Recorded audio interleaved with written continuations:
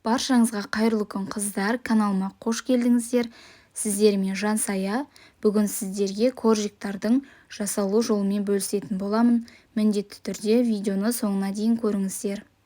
Ең алдымен ыдысымызға жұмыртқамызды салып, оның үстіне бөлме температурасындағы айранды және ас содасын қосып, барлығын араластырамыз. Араластыру барысында бізде ас содасы мен айранда осылай реакция жүруі қажет. Енді оның үстіне қантымызды, сұйық майымызды қосып, барлығын жақсылап араластырамыз. Араластырып болғаннан кейін оның үстіне қопсытқышымызды қосып, тағы да бір араластырып аламыз. Енді алдын ала електен өткізілген ұнымызды осылай 2 немесе 3 бөлікке бөліп, қамырымызды илейміз. Қыздар, менің каналымда бұдан да басқа түрлі рецептер бар.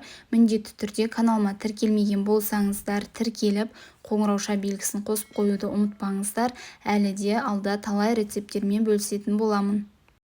Қамырымызды біркелкі етіп илеп алғаннан кейін осылай қолымыздың көмегімен жайып, артынан оқтаумен 1-2 рет жайып, осылай өзіңізге ұнайтын кез келген формамен пішінге келтіріп кесіп аламыз. Біздің коржиктарымыздың барлығын біркелкі етіп кесіп алғаннан кейін противеньге салып, бетіне жұмыртқаның сарысын жағып, қызып тұрған пеште пісіріп шығатын боламыз. Қыздар, біздің коржиктарымыз дайын, өте дәмді әрі жұмсақ болып шықты. Міндетті түрде осы рецепт бойынша дайындап көріңіздер.